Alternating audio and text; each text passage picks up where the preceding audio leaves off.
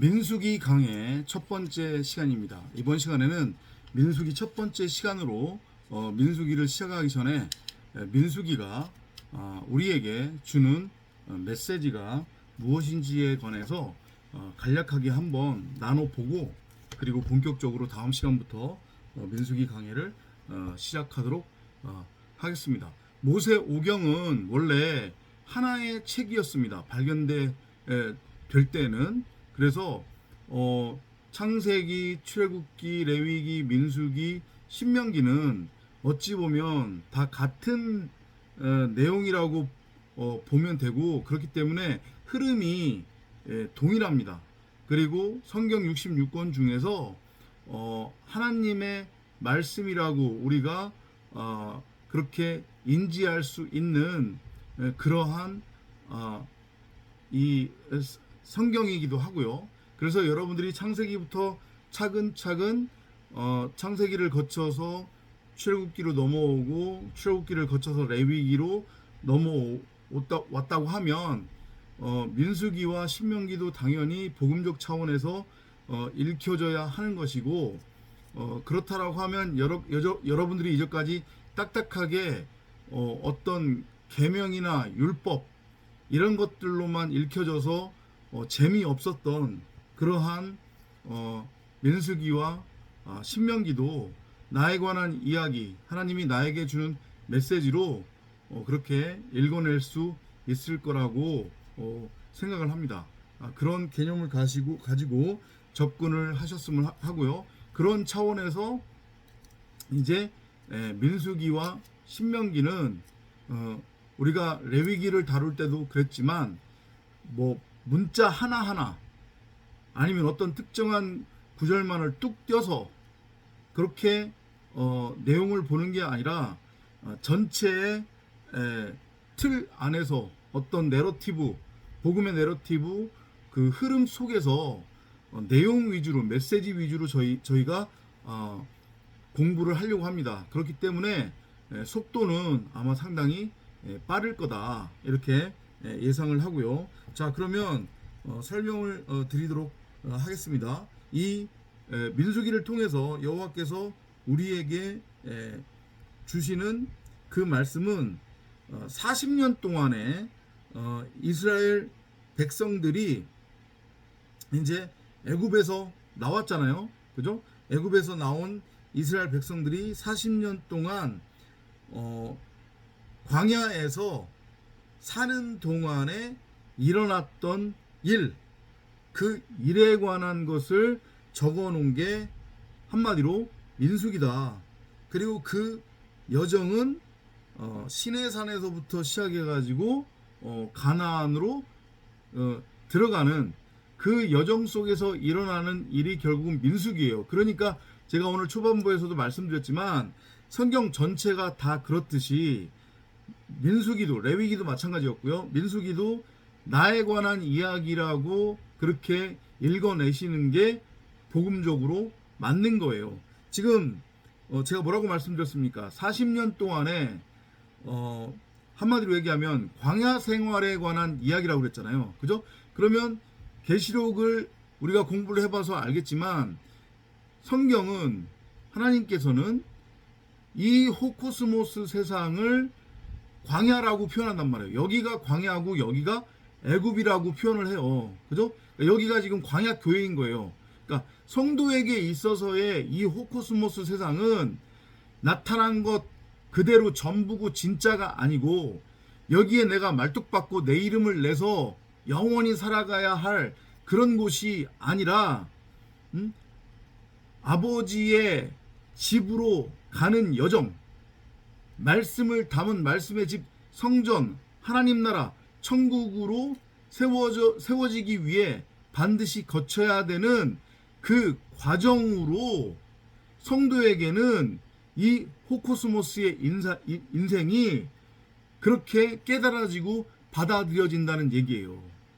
아셨죠? 그러니까 한마디로 얘기하면 훈련 기간이라고 제가 말씀을 계속해서 드리잖아요. 그러니까 민수기도 그런 차원에서 봤을 때에 우리 각자가 하나님의 택함을 받은 그리스도의 믿음 안에서 말씀에 의해 십자가의 도를 따라 하나님 나라 천국으로 세워져 가는 그러한 하나님의 아들이라고 하면 반드시 이 호코스모스 71회 동안에 말씀에 의해 끊임없이 물속에 넣었다 뺐다가 반복되어지면서 우리의 모난 곳, 곧 나의 의식으로서의 육체, 육신의 생각, 나는 무엇이 선이고 무엇이 악인지 그 차이를 분별할 수 있다라고 하는 그 확신과 믿음의 근원이 되는, 근간이 되는 그 의식이 점점 잘려져 나가는, 목베임 당하는 그러한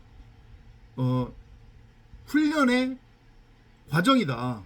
그리고 그 훈련의 과정은 반드시 성도, 에클레시아, 교회에게 이 70일의 동안에 일어나는데 그것을 모형적으로 보여주고 있는 게 레위기다. 이렇게 이해를 하시면 되는 거예요. 그래서 지금 40년이라고 지금 표현을 하는 거고, 하필이면 여호와께서 이스라엘 백성들을 애굽에서 끌어낸 후에 바로 가나안 땅으로 일주일이면 가는 거리란 말이에요. 직선 코스로 걸어서도.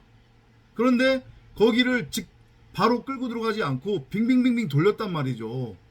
40년 동안. 하필이면 왜 또 그게 40이냐. 이것이 의미하는 거. 40의 의미는 정사각형의 바로 성전. 창세기 1장 1절. 우리가 정사각형의 성전, 전능자를 드러내고 나타내고 전하고 가르치고 설명하고 나타내고 설교할 수 있을 정도에 있는 그러한 말씀을 담은 말씀의 집, 성전으로 세워지기 위해서는 한 호리도 갚지 못하면 너희가 정령 나오지 못하리라고 하신 성경의 증언대로 우리는 하나 둘 셋 상태로 있는 거란 말이에요 지금. 그리고 하나가 지금 남아 있어요. 그것을 고드란트 4분의 1로 넘겨받아야 되는데, 넘겨받기 위해서는 반드시 70일의 이 호코스모스 인생을 반드시 살아내면서 그 과정 속에서 나라고 하는 의식, 육체, 육신의 생각이 반드시 십자가에 매달려 목베임 당해야 된다. 그 과정이 70일의 인생이고, 그걸 성경은 40년 광야 생활로 비유적으로 그리고 있는 거란 말이에요. 하필이면 30년, 20년, 뭐 50년, 60년도 아니고, 그래서 40년. 40주야라고 하는 것도 같은 의미인 거고. 이해되시죠? 무슨 의미인지. 그죠? 그런 차원에서 여러분들이 민수기를 읽어내면 되는 거예요. 그러니까 이 민수기를 통해서 내가 앞으로 말씀 안에서 말씀에 의해 이 광야교회에서 71회 동안에 이러이러한 훈련을 받게 돼 있구나. 그건 반드시 통과해야만 하는 필수 코스구나. 그래야만 내가 성전으로 세워질 수 있는 거구나. 이렇게 이해를 하시면 되고, 그렇다고 해가지고 이것을 그러면 내가 뭔가를 열심히 해야 하나님의 자녀가 된다는 얘기인가? 그런 행위구원론적 차원이 아니란 말이죠. 또 그렇게 오해하시면 안 되는 거예요. 이건 율법을 열심히 행하라 이런 얘기 하는 게 아니니까. 우리 각자는 첫사람 네페시 하야로 시작을 해서 둘째 사람으로 넘어가게 돼 있는데, 첫째 사람 네페시 하야, 이성 없는 짐승, 그냥 호흡하는 고깃덩이에 불과한 죽은 시체인 나를 죽었음에도 불구하고 살았다고 착각을 해서 스스로 하나님이라고 하는 그런 확신과 믿음으로 살아가고 있는 빳빳한 그 머리, 나라고 하는 의식을 죽여서 새로운 피조물로 세우는 게, 그게 바로 구원이고 복음이란 말이죠. 그래서 그 과정을 내가 어떻게 이 70일의 동안에 호코스모스 세상에서 겪게 되는지 그걸 미리 보여주는 거다. 이렇게 이해를 하시면 되겠습니다. 그래서 크게 세 가지 파트로 여러분들이 나눠서 이해를 하시면 돼요. 첫 번째 파트는 민수기 1장 1절부터 10장 10절 그 정도로 나누시면 될 것 같고, 그 첫 번째 파트의 주된 내용은 여호와께서 모세로 하여금 이스라엘 백성들을 계수하라고 하세요. 근데 여기서 이 계수의 의미는 단순히 수를 세는 게 아니란 말이에요. 지금 현재 이 광야에 나와 있는 우리 백성의 수가 몇 명이지? 이걸 한번 확인해 보자. 이런 의미가 아니라 이건 마찬가지로 비유적인 표현이란 말이죠. 계수를 하라고 하는 것의 의미는 아들로 세워질 자들, 곧 아들이 몇 명인지, 말씀에 의해서 태어날 자들이 몇 명인지 그것을 모형적으로 이스라엘 백성들한테 보여주는 그림으로써 여호와께서 모세를 통해 이스라엘 백성들이 몇 명인지를 계수하라고 하시는 거고, 그리고 또 모세에게 그 이스라엘 백성들로 하여금 성전을 이제 구축하게 하시고, 그리고 그 성전의 일을 맡아서 할 12지파 중에 특정한 한 지파, 레위 지파를 이제 지목하시는 그러한 내용이 1장 1절부터 10장 10절까지의 주된 내용이에요. 그래서 우리도 강해를 시작하면 그렇게 내용 위주로 초점을 맞춰서 가게 될 겁니다. 그러니까 한마디로 다시 한번 정리하자면 뭐냐면, 우리 각자를 이 71회의 호코스모스 인생 과정을 통해서 창세기 1장 1절대로 말씀을 담은 말씀의 집으로서의 성전, 말씀이신 영 성령으로서의 그리스도의 영이 내주하는 그 말씀의 집으로 우리를 세우겠다고 하는 그 하나님의 확증적 메시지로 보시면 되는 거예요. 그리고 그것은 민수기를 통해 12지파가 이제 그 진을 형성을 해가지고 성전의 모양이 정사각형이라고 했잖아요. 그죠? 그러니까 모퉁이가 하나, 둘, 셋, 넷이잖아요. 그걸 12지파가 나눠서 어깨에 짊어지고 가는 거란 말이에요. 가나안을 향해서. 그죠? 세 지파씩. 이거 다 성전을 지금 모형적으로 설명하고 있는 거고, 결국 말씀과 하나가 된 내가 성전인 거고, 말씀과 하나 된 내가 바로 하나님 나라 천국으로서의 가나안이다 라고 하는 것을 설명하기 위해 12지파를 이제 나누는 거죠. 한마디로 얘기하면. 그죠? 그러니까 그 애굽에 있을 때는 12지파의 개념이 없었던 거잖아요. 근데 애굽에서 나오면서 여호와께서 이스라엘 백성들을 12로 나눈 거란 말이에요. 너희가 바로 나의 아들들이야. 내가 너희들을 말씀 안에서 말씀을 담은 그 말씀의 형상으로서의 말씀 그리스도인 나의 아들로 세울 거야 라고 하는 메시지로서, 왜냐하면 12이 아들의 수니까 12로 레위지파란다. 죄송합니다. 12로 이스라엘 백성들을 나누고 그 12지파가 성전을 짊어지고 가나안 땅으로 들어가는 그런 그림이 그려지고 있는 거란 말이죠. 아셨죠? 그리고 그 중에서 성전 일을 맡게 되는 그 레위 지파는 뭐의 모형이다? 바로 그리스도의 모형이다. 그러니까 결국은 대제사장의 그 계보를 잇는 자들이 레위 지파잖아요. 레위 지파에서 대제사장이 나왔으니까. 그죠? 그런데 그건 또 어떤 메시지냐면, 그런데 사람의 혈통을 따르는 그 대제사장은 너희들의 머리, 우두머리가 될 수 없다. 진정한 너희들의 머리, 우두머리는 바로 말씀 그리스도, 말씀이다. 요 메시지까지 연결해서 이해를 하시면 되겠고요. 그 다음에 이제 두 번째 파트가 10장 11절부터 21장 20절 요 정도로 여러분들이 나누어서 이해를 하시면 되겠습니다. 이 10장 11절부터 21장 20절까지는 이스라엘 백성들이 이제 가나안으로 가는데, 가나안으로 바로 직진해서 가지 않고 하나님이 일부러 삥 돌려서 들어가게끔 했다고 그랬잖아요. 그죠? 뺑뺑이 돌리듯이. 그때 이제 어디를 거쳐서 가야 되냐면 이제 모압을 거쳐서 가게 되는 거예요.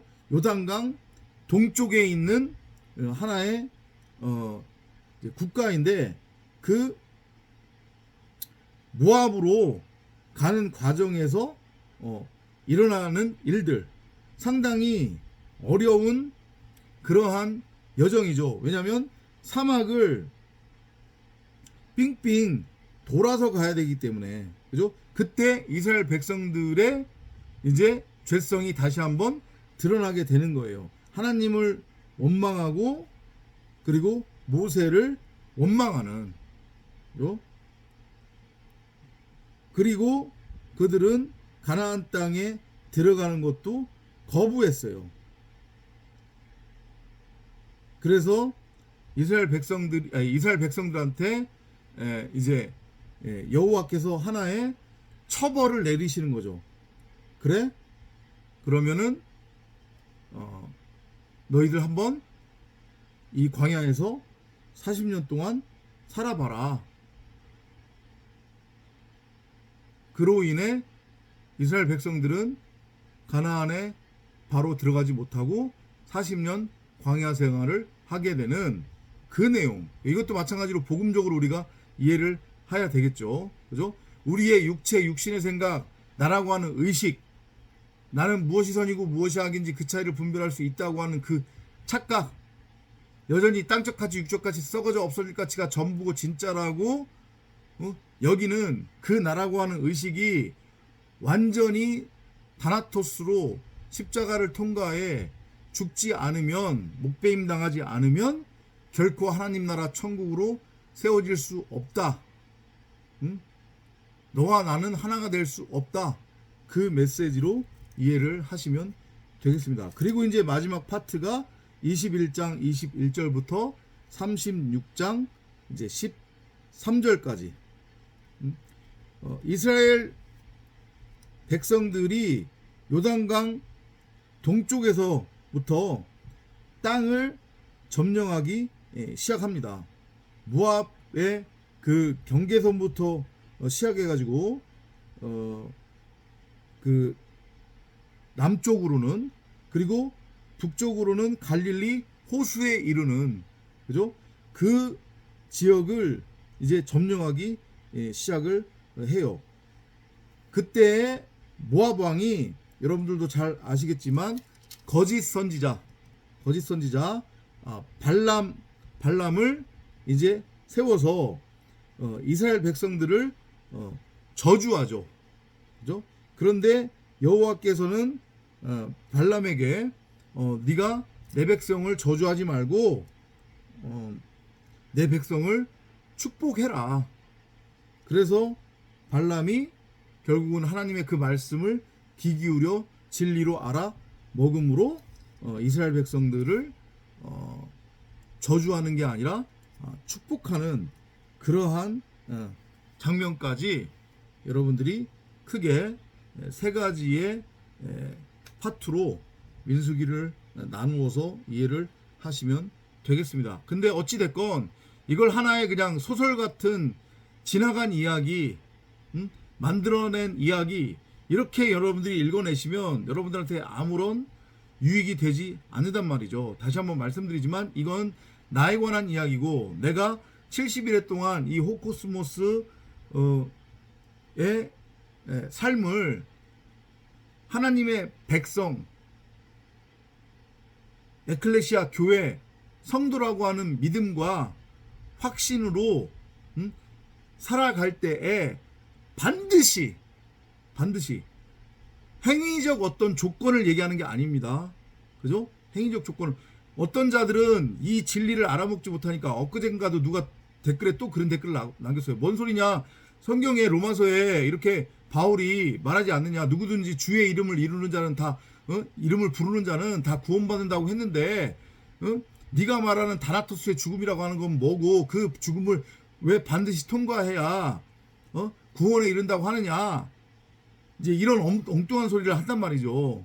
그죠? 거기서 그 주의 이름을 부른다고 하는 것의 의미도 단순하게 내 입으로 그 주가 누군지도 모르고 무엇인지도 모르는 채 그냥 나 주님 믿어요, 이런 거 얘기하는 거 아닌데, 여전히 성경을 문자적으로 읽어내고 무엇인지 알지 못하고, 그리고 그 다나토스의 죽음이라고 하는 것을 영원한 죽음으로 곡해하니까, 죽음을 거부하고 싶으니까 그런 엉뚱한 소리들을 하게 된단 말이에요. 다시 한번 말씀드리지만 다나토스의 죽음, 이 70일의 삶 동안에 우리가 민수기에서 그려지는 이스라엘 백성들의 그 삶을 반드시 살아내야 한다는 것을 여러분들은 명심하시기 바랍니다. 그 삶은 반드시 하나님의 아들들에게 반드시 일어난다. 체휼이 된다. 율법을 행해야 할 것과 행하지 않을 것으로 나누어서 열심히 행해야 구원에 이른다라고 하는 행위 구원론하고는 이건 차원이 다른 얘기란 말이에요. 아셨죠? 그렇게 여러분들이 명심하시고, 다음 시간부터 시작될 민수기 강해도 함께 해 주시기를 바랍니다. 다음 시간에 찾아뵙도록 하겠습니다.